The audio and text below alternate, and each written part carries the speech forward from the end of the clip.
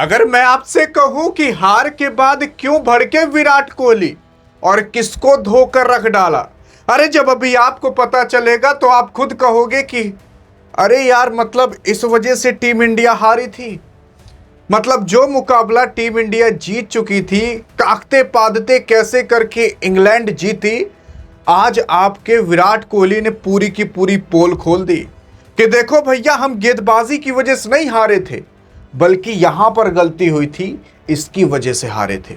यार अगर आप देखने की कोशिश करोगे तो खुद देख सकते हो, जहां पर आपकी इंग्लैंड की टीम पहले टॉस जीत चुकी थी और टॉस जीतने के बाद पहले गेंदबाजी का फैसला करती है और टीम इंडिया को मिलती है बल्लेबाजी, क्योंकि अब इंग्लैंड करेगी गेंदबाजी। और जब टीम इंडिया बल्लेबाजी करने आती है, जहां पर आपके जो प्रिंस हैं यानी कि शुभमन गिल हैं, वो 31 रन पर 30 गेंद खेल करके आउट हो जाते हैं। अब यार 30 रन 31 रन कम नहीं होते, एक डिसेंट अमाउंट रन होते हैं कि चलो भैया आप 0 पर 2 रन 10 रन पर तो आउट नहीं हुए, कुछ तो कंट्रीब्यूशन दिए हो।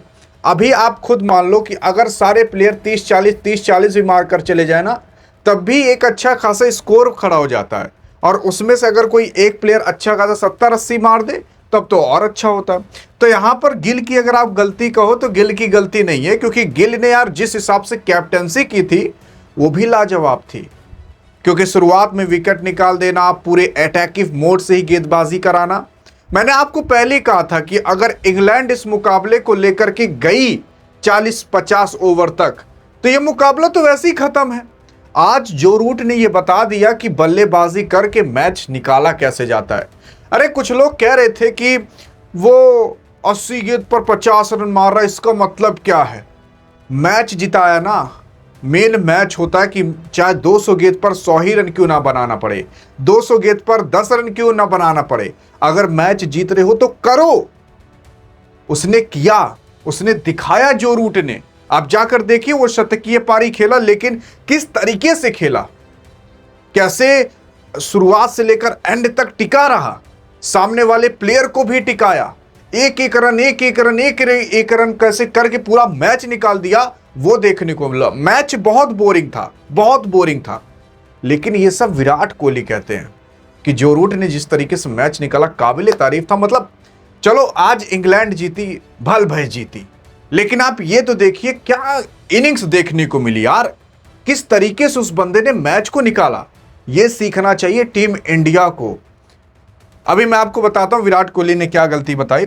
फिर उसके बाद रोहित शर्मा को देखोगे 26 रन पर 47 गेंद खेल करके आउट हो गए। जो विल जेक्स ने गेंद कराया था, जॉस बटलर ने कैच पकड़ लिया। फिर उसके बाद देखो 2 विकेट गिर गए।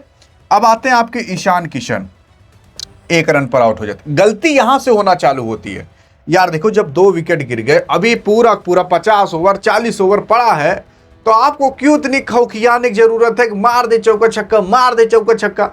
अरे T20 नहीं है, 40 ओवर है ना, तो T20 जैसे 2 मैच हो जाएंगे, इतने ओवर पड़े हैं आपके पास अभी। उसी में भी आपके ईशान किशन भी एकदम से जुसा गए, मारे, कैच उठ गया, वो सैम करन वहां छोटका कैच पकड़ लिया, आउट हो गई है। अब 3 विकेट गिर गया टीम इंडिया का, लेकिन विराट कोहली अभी भी डटे थे। उन्होंने 50 पर 53 मार दिया था, एक अर्धशतकीय पारी खेली थी, और कब तक ही टिके रहते, तो 65 रन पर 66 गेंद खेल करके आउट हो गए। अब मेन गलती कहां पर होती है मैं आपको बताऊं। मेन गलती यहां से होना चालू करती है। कहां से? अरे यहां से जब आपकी विराट कोहली आउट होते हैं। आपके विराट कोहली आउट होते हैं 178 रन पर। जैसे 178 रन पर आपके विराट साहब आउट होते हैं ना, अब आप याद रखिएगा 192 रन तक जाते जाते टीम इंडिया 4 विकेट एक्स्ट्रा गिरा चुकी रहती है। अब क्या आप विश्वास करोगे? मतलब विराट कोहली के आउट होने के बाद धड़ाधड़ 4 विकेट गिर जाते हैं, और सब अच्छे खासे बैट्समैन थे, सब अच्छे खासे ऑलराउंडर्स थे। अब देखो वाशिंगटन सुंदर 2 रन पर आउट, ठीक है। फिर उसके बाद आप देखोगे इधर आपके शिवम दुबे 0 रन पर आउट, गुरनूर बरार 7 रन पर आउट, अक्षर पटेल 1 रन पर आउट। ये 4 विकेट गिरे, धड़ाधड़ 4 विकेट गिरे थे।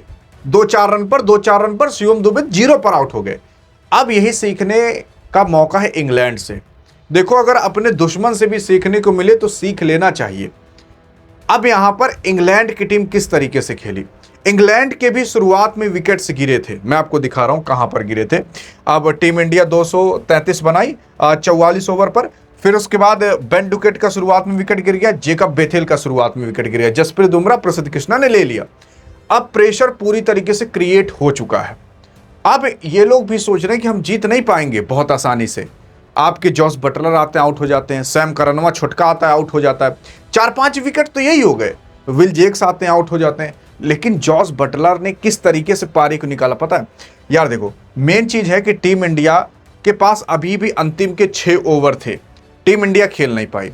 यहां पर जैसे गुरनूर बरार हैं, चलो गुरनूर बरार से आप क्या ही उम्मीद करते, वैसे तो ये बॉलर है। अब यहां पर आपको अक्षर पटेल से कुछ कहना चाहिए। अक्षर पटेल को क्या करना चाहिए था कि भैया मेरे बाद कोई बैट्समैन नहीं है, मुझे क्या करना है कि मुझे रन नहीं मारना है, मुझे बस 50 ओवर तक मैच को लेकर जाना है। और ये काम कोई और नहीं बल्कि आपके महेंद्र सिंह धोनी अपने कैप्टनसी में किया करते थे कि तुम बस पूरा खेल कराओ, तुम रन की चिंता मत करो, रन ऑटोमेटिक बन जाएंगे। कोई 2-4 ओवर बीच में निकलेगा, 10-15 रन चले जाएंगे, रन ऑटोमेटिक खिंच आ जाएगा। अब यही सेम काम किया जो रूट ने। जो रूट जाकर देखोगे शतकीय पारी खेला, लेकिन 150 गेंद खेल कर मारा है। लेकिन आप खुद सोचिए, इतना वो गेंद खेला लेकिन क्या 100 रन नहीं बने? बने। वैसे ही अगर ये लोग टिके रहते ना तो क्या 50-60 रन एक्स्ट्रा नहीं बनते? बनते। अरे सिंगल डबल से ही बनते। और बीच में अगर 2-4 रन, 4 रन, 6 रन चला गया वो तो बोनस का था। लेकिन यहां पर टीम इंडिया 50 ओवर जो नहीं खेल पाए ना, वो मेन दिक्कत है। और मैं आपको बताऊं मेन दिक्कत कहां थी, जो ऑलराउंडर्स कुछ रन नहीं मारे। अगर ऑलराउंडर्स भी यार 20-30 भी मारे होते ना, 60-70 रन एक्स्ट्रा खिंचा जाता और 50 ओवर टीम इंडिया आराम से खेल लेती।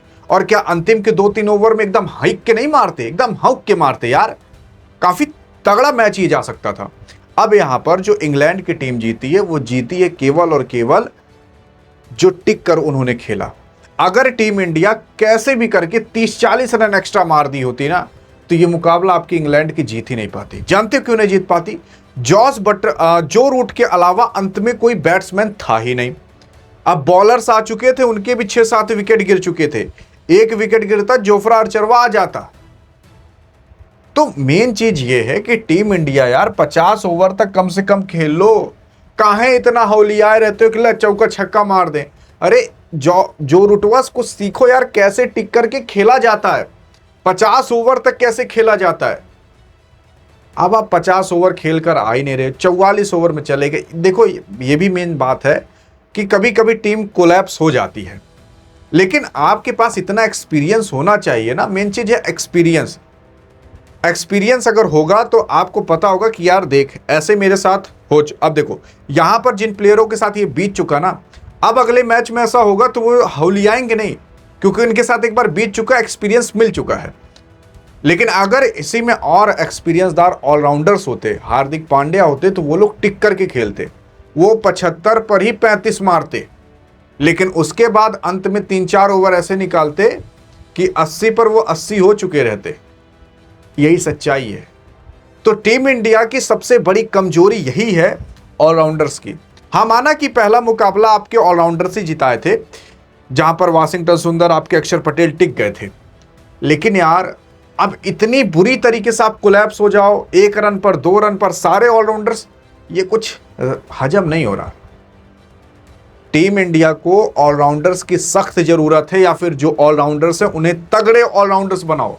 टीम इंडिया में ओडीआई में बॉलिंग में कोई कमी नहीं है, केवल बैटिंग और तगड़ी बनाओ और बैटिंग में डेप्थ लाओ। 8 नंबर तक बैटिंग होती तो आराम से टीम इंडिया 30-40 रन और खींच सकती थी, लेकिन नहीं खींच पाई।